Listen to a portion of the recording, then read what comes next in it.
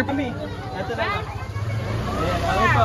Ito na lang po. 1, 2, 3. Ayun. Salamat. Okay po. Salamat. Yan gusto ko bilhin. Yan ang gusto ko. Yung Ding R. R150.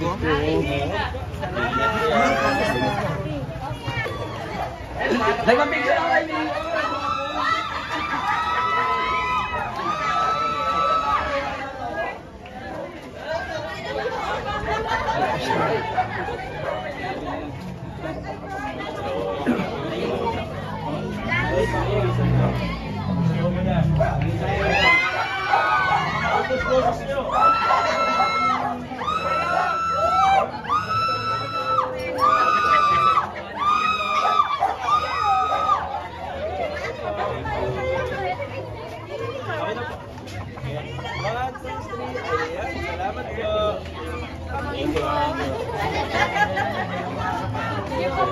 Salamat po.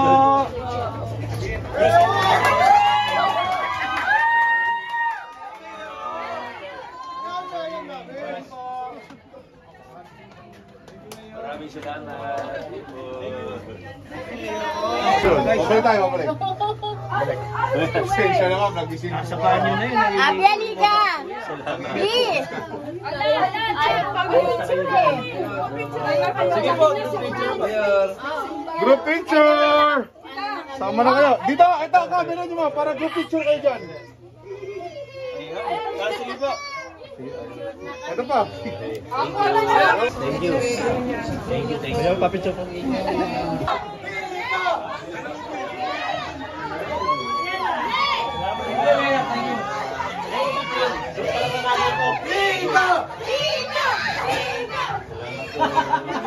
Kanina ka kayo nakakay na, meron! Dito!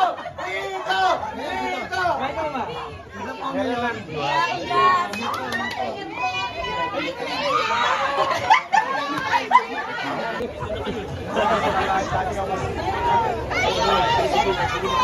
Ako na po, sa doon po!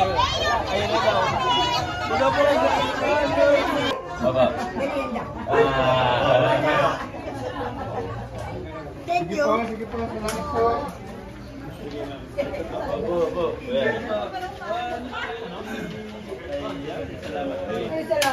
Salamat po.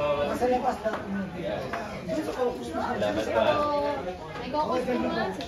Oy, yan na boy!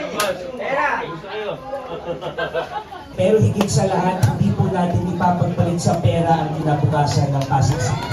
So, yun na po, magandang hapon, magandang umaga po sa inyo. Ayan, maraming salamat po. Number 15 sa ating mga balota, ibotong muli, Councilor Simon Romulo Tantoco. Ang susunod kong ipapakilala sa inyo, dating reporter at host ng GMA7, Born to be Wild and This is Pinas. Kampiyon natin sa Environmental Protection and Sustainable Development.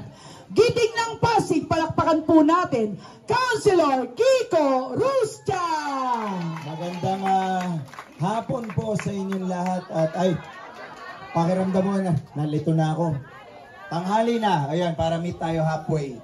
Magandang tanghali po sa inyong lahat at Blessed Palm Sunday po sa inyo. Maligayang linggo ng palaspas po sa ating lahat. Unang-una, kami po ay nagpapasalamat sa napakainit na pagtanggap po ninyo. Sa init ng araw, we're very thankful na kasama namin ngayong umaga. At hindi rin namin po papahabain po masyado. Alam namin gusto nyo po mag-spend time with your family. So thank you na nandito po kayo. Tama, dati pong reporter sa GMA ng Born to be Wild. Pero simula po na pangasawa ko yung misis ko at nahiyang po ako. Naging Born to be Mild na lang. Bumilog na ho yung katawan. Pero simula po nung tayo'y naupo, salamat sa tulong nyo. Pinagigihan po natin yung trabaho natin dun sa 3 komite na sa akin na italaga. Siguro magbibigay lang po ako ng mabilis na update. Mabilis na update po. May naani yata. Yan. Mabibigay po ako ng mabilis na update dun sa 3. May mga pamaypay po na pinamigay. Nandiyan naman po yung mga napasa natin, mga ordinansa, mga resolution at yung iba't ibang programa na nagawa po natin sa iba't ibang barangay, including po dito, no, yung mga community activities po natin. Sa banda po ng kalikasan, siguro isa sa mga malaking update, na pwede ko po i-report sa inyo. Ito, number 1 na kinaiinisan natin lagi. Yung kinaiinisan natin dumi ng aso. Tama po ba? Oo, nakakainis na. Tagal na natin. Tagal na binubuisit tayo ng problemang yan. Ngayon po, may mas matibay na po tayong amendment sa vet code. Meron na po tayong mas matibay na ordinansa na nagpapataw ng parusa sa mga pabayang may-ari ng mga hayop na hinahayaan ang kanilang mga alaga na tumungi kung saan. Imagine mo naman, ganda ng gising mo, linggo, nag-uunat ka pala paglabas mo ng bahay, napaka mo na kagad. Sira na yung araw mo. Ngayon, hanggang 5,000 piso yung parusa, hindi lang po 5,000 penalty yan, may kasamang kulong. Magkasama po ikukulong yung aso at yung amo. Bahala sila kung gusto nila magdumihan doon, wala na tayong pakialam. Pero sana po, mga kaibigan, mga kapwa Pasigueño, hindi na po tayo na humantong na ire-report pa natin yung mga kapitbahay natin. Ang kailangan lang naman po dito malasakit sa ating kapaligiran, sa ating komunidad, sa ating kapitbahay, lalong-lalo na sa ating mga anak. Recently po, may napuntahan po akong wake. Isang bata po nag-pass away dahil po sa amoebiasis. Yung buong pamilya hindi naman nagkasakit. Isa sa mga posibleng suspetsa, dumi ng aso. Kasi po naglalaro yung mga anak natin sa labas, maaapakan, mapapasok sa bahay, mahahawakan, masusubo. Ang daming virus, ang daming sakit. So hindi na po kailangan ng pananakot, ng banta, ng penalty, kulong o anuman. Malasakit lang po sa ating komunidad. So maaasahan ko po ba, mapagtutulungan natin to, moving forward. Pero pag walang-wala talaga, edi ikulong natin sila magkasama, bahala sila. Okay, so ayanin po ang tumalon, mabilis lang po sa Komite ng Lupa. Isa sa pinakamalaking trabaho ko po yung just compensation. Ano po to? Ito yung programa na inumpisa ni Mayor Vico, ni Kong Roman, ni Vice Dodot at ng mga giting councilors nyo, na kung saan kinilala natin yung mga Pasigueño na agawan ng lupa ng gobyerno para mapatayuan ng mga kalye, ng mga multipurpose, mga government infrastructures. Marami na pong nabayaran. Marami pa kami nire-review. Kasi dekada-dekada na pala itong nangyayari. At sa pag-upo lang ni Mayor Vico, natugunan yung matagal na lang dinadaing. Nakamatayan na ng mga lola. Nakamatayan na ng mga magulang. Yung mga anak, ilang administrasyon na naghahabol sa gobyerno para lang mabawi o mabayaran man lang kung ano yung kanila. Never sila natagunan. Kaya sabi ni Mayor Vico, una, itama na natin yung records. Tama na natin yung records ng lokal na pamahalaan kasi labag po sa batas magpatayo ng government infrastructure sa mga lupang hindi pag-aari ng gobyerno. Pangalawa, sabi ni Mayor Vico, wala dapat Pasigueñong naaargabyado. Kaya po tinugunan natin yan, kinilala natin. Hindi na natin tinignan sino nagkamali. Tayo na po ang nanindigan para sa tama. So ito na lang po, last po, sa Komite ng Pabahay. Mainit na usapin po yan, Komite ng Pabahay. Nasa ng pabahay, nasa ng pabahay. Currently, may 2 pong proyekto, magkasabay tumatakbo. Nasa District 2, vertical housing po, yung mga high-rise, yan ay uso ngayon. Pero tandaan po natin, ang pabahay po, hindi po lang yung proyekto, isa yung programa. Bakit ako sumilisenya sa proyekto o programa? Sa programa po kasi, kasama na yung proyekto. Kasama din sa programang pabahay po, yung pagbili ng lokal na pamahalaan sa mga lupa mula sa mga pribadong nagmamay-ari na matagal nang hinuhulugan ng mga naninirahan doon. Best example, alam niyo po yung Ismar, sa Kalawaan. Alam niyo yung Ismar, napakalaking komunidad, probably isa sa pinakamalaking komunidad dito sa lungsod natin. 4 na dekada na yung problema nila. Ang tagal na nila naguhulog doon sa lupa, walang kalinawan kung mapapasa kanila. So sabi ni Mayor Vico, ni Vice, ni Kong, at ng giting councilors, tuldukan na natin yung kanilang agam-agam. Ginawa po ng lokal na pamahalaan, binili na po natin yung lupa ng Ismar, and 3 weeks ago, nagkapirmahan na po ang lokal na pamahalaan at mga residente ng Ismar para mag-umpisa na yung programa ng paghulog nila sa lokal na pamahalaan. Binigyan na natin sila ng malinaw na daan tungo sa pagiging landowners. Hindi na po sila informal settlers. Landowners na po sila. Isa lang po yon sa mga napagtagumpayan natin regarding sa pabahay. Marami pa ho tayong ginagawa, marami pa ho tayong tinutulungan. Sa katunayan, halos mahigit pala 3,000 pamilyang Pasigueño na ang natulungan natin at nabigyan natin ng kasiguraduhan sa kinabukasan nila. So yun lang po mga kaibigan ko. Alam niyo po, simula unang takbo ko noong 2016 na mag-isa pa lang ako nag-iikot dito. Nasubaybayan niyo na po ako at sama-sama po tayo nag-celebrate no napagtagumpayan na natin noong 2022. So hinihiling ko lang po uli ang tiwala nyo, ang suporta nyo. Marami na tayo na pagtugumpayan pero alam ko marami pa tayong kayang pagtulungan. So maaasahan ko po ba na mag-vote straight Giting ng Pasig tayo? Okay, maraming salamat po. And again, hindi pa naman to ang huli. Sorry kung may mga na-miss out ako lane. Alam niyo naman po akong ang konsehal na pinakamadaldal. Kaya tutultukan na muna po yung speech ko para makapagsalita na po yung mga kasama ko. Maraming salamat. Blessed Palm Sunday. God bless po sa ating lahat. Maraming salamat po. Number 11 sa ating mga balota, ibotong muli, Councilor Kiko Rustia. Po, ang K-12 law. Ang K-12 law kasi nung unang sinabi sa atin yan, una sabi nila, job ready. Pero alam natin ang totoo na sa grade 12, yung trabaho na kuha ng graduate ng grade 12, hindi naman kalidad na trabaho. Sa totoo, yung trabaho na kuha niya, makukuha niya kahit ang mahusay na Mayor Kiko Santa! Tanghali de La Paz, kamusta po ang mga taga-barangay Kanyogan? Yung mga nakatayo po dyan sa likod, sa may dulo, okay lang po kayo? Baka naiinitan na po kayo, sumilong. Okay lang. Ito dito. Yung mga nasa loob ng bahay, okay lang ba kayo dyan? Yung mga nandito po sa kanan. Yung mga nakaupo. Ate, okay lang kayo dyan?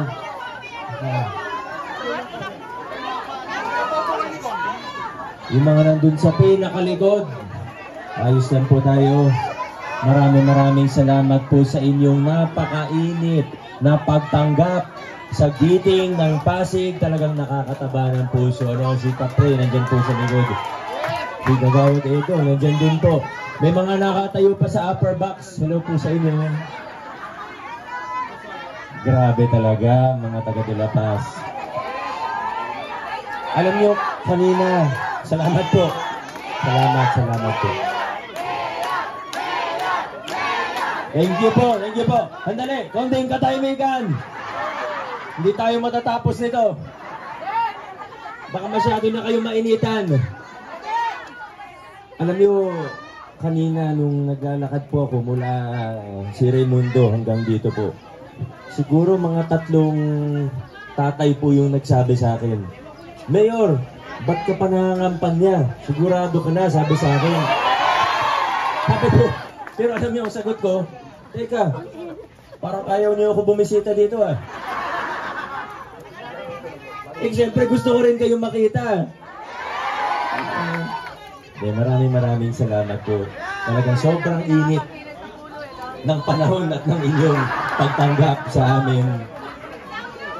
Noong 2019, konsehal niyo po ako nung mga panahon na yon. Nagdesisyon po ako tumakbo para mayor. Naalala niyo naman po siguro yung kwento kung paano ako nagdesisyon. 2 days before deadline, dun lang ako nag-file.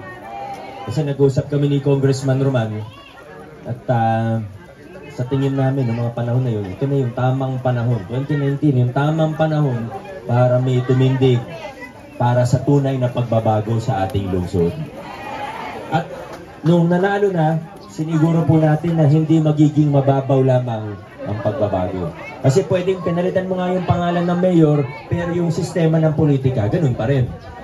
Pwedeng, oo, bago nga yung mukha ng nakaupo, pero yung kultura at sistema ng paggogobyerno, hindi naman nagbago. Ayaw natin yun.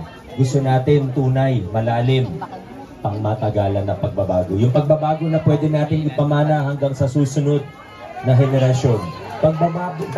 Pagbabago po kung saan yung mga opisyalis po ninyo, kahit yung mga susunod na opisyalis, hanggang yung mga susunod na henerasyon ng mga opisyalis, na sa panahon nila, mas madali nang maging mabuti at mas mahirap nang maging kurap. Yan yung pagbabagong pinaglalaban natin dito sa lungsod ng Pasig. Walang titulo, may accomplishment pa rin. Nag-volunteer po siya. Tinatagpo niya yung CSO Academy. Isa sa una po yan sa buong Pilipinas. Para tumaas ang antas ng pakikilaw ng taong bayan. Pag may mga budget tayo, para hindi yung kami-kami lang yung nakakaintindi. Hindi, marami pong mga representante ng iba't ibang barangay, iba't ibang samahan, ang pwedeng sumali din. Pwede nilang pag-aralan din yung budget, pwede makapagbigay ng input. Yan ang ginawa ni Coach Paul. Coach Paul, Senegal. Kaya kung sinasabi ang hindi niya nga nanalo, nagtrabaho pa rin. Grabe yan si Coach Paul. Isipag, basta magsisipag kami, gagawin na lang po natin. Sa kasamaang palad, ngayon po nakikita natin, sa totoo hindi lang naman ngayon, mula 2019 hanggang sa kasalukuyan, may iilan po talaga, pakunti ng pakunti yung bilang nila, pero may iilan po talaga na parang gusto tayong umatras pabalik sa mga lumang kalakaran. Yung lutong bidding, yung kickbackan na nangyayari, yung porsentuhan. Siguro, naiintindihan na po natin yun. Yan talaga yung siklo na pinutol natin noong 2019. Kasi may kita naman natin, di ba, sa buong Pilipinas, tingnan natin sa pinakamahirap na lugar sa Pilipinas ay kung saan malakas yung siklo ng korupsyon at kahirapan. Siklo po yan, paulit-ulit po yan. Lumalaki yung korupsyon, mas nahihirapan umangat mula sa kahirapan ng tao. Nahihirapan umangat ang tao mula sa kahirapan, lalong lumalaki ang korupsyon. Siklo po yan, paulit, paikot-ikot lang po. Pag malapit ng eleksyon, gagastos ng ubod ng laki. Pag nanalo, alam na po natin kung anong i-expect. Hindi naman sikreto yan eh. Sa totoo, di mo kailangan maging genius para maintindihan yan. Common sense lang po yan. Pag negosyante, nag-invest, ano i-expect niya? May babalik. At hindi pwedeng yun lang ang babalik. Kailangan may tubo. Alam po natin yan. Hindi po sikreto yan. Sa buong Pilipinas, maging sa buong mundo, hindi po sikreto yan.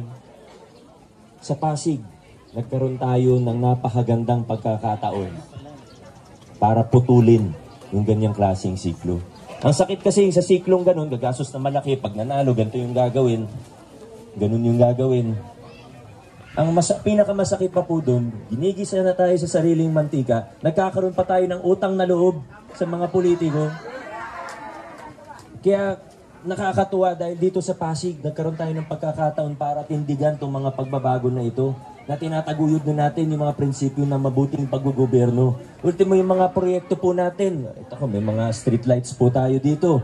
Kung dati, alam nyo na kung ano itsura ng mga streetlights. Ngayon, ginawa natin, simple lang. Kung may pangalan nakatatak, hindi sa politiko, bawal na po yan ngayon sa lungsod ng Pasig. Pasig, pangalan ng Pasig na lang ang pwedeng ilagay sa mga proyekto natin. Ang dami natin pinapagawang kalsada ngayon sa buong lungsod. Wala na kayong makikitang project of Mayor Vico Soto. Bawal po yan ngayon sa lungsod ng Pasig. Pero ang tanong bakit? Naisipan ko lang po ba yun? Hindi po. Kasama pa rin po yan dun sa mas malaking misyon natin na pinuputol natin yung siklo ng korupsyon at kahirapan. Sinasanay natin ang mamamayan sa tama na wala tayong utang na loob sa mga politiko. Ang trabaho namin, pagandahin ang takbo ng gobyerno para gumanda rin ang serbisyo at ang programa nito. Dahil pag maganda ang programa, maganda ang serbisyo ng pamahalaan, hindi na tayo sa politiko aasa, kundi matutulungan tayong tumayo sa sarili nating paa at pag tinapos ng konti, ang tingin natin hindi sa politiko, kundi sa gobyerno. Yan po ang ginagawa natin ngayon sa lungsod ng Pasig. Pero ito kailangan ko lang din pong sabihin. Alam niyo, madalas pag may magandang nangyayari sa ating lungsod, napapasalamatan ako, nabibigyan ako ng credit, at nakakataba po ng puso. Ako naman po ay napaka-appreciative pag may nagpapasalamat sa akin, pag pinupuri ako, papasalamat po ako. Pero ang totoo po niyan, yung mga ginagawa po natin na malalim na pagbabago, hindi yan kaya ng mayor lamang. Yung trabaho ng gobyerno, hindi yan kaya ng isang tao lamang. Minsan, napapagod din ako. Minsan, umihina din ang loob ko. Pero alam niyo po, kung ba't nagtutuloy-tuloy po tayo? Dahil pag nakikita ko po kayo, lumalakas ulit ang loob ko. Pag nakikita ko kayo at kung paano nyo sinusuportahan ng mga reforma, pagbabago natin, kung paano nyo sinusuportahan ang mabuting paggugobyerno, kung paano nyo sinusuportahan ang inyong city council, kung paano nyo tinutulungan ng mga kasama sa giting ng Pasig, nabubuhayan ako ulit ng loob, lumalakas ang loob namin. Kaya ako po ay taus-pusong nagpapasalamat sa inyo. Dahil kung di po sa pakikiisa at suporta ng mga taga-Kanyugan at ng bawat Pasigenyo, wala po tayo dito sa kinatatayuan natin ngayon bilang isang lungsod. Tunay na, habi nga ng city slogan natin, umaagos ang pag-asa. Umaagos ang pag-asa dahil po sa inyo. Maraming salamat. Dire-diretso lang po tayo mga kaibigan. Dire-diretso lang po tayo. Di tayo atras, di tayo liliko. Vote straight, giting ng Pasig. Mabuhay mga taga de la Paz. Mabuhay ang Kanyugan. Mabuhay ang lungsod ng Pasig. Maraming salamat po.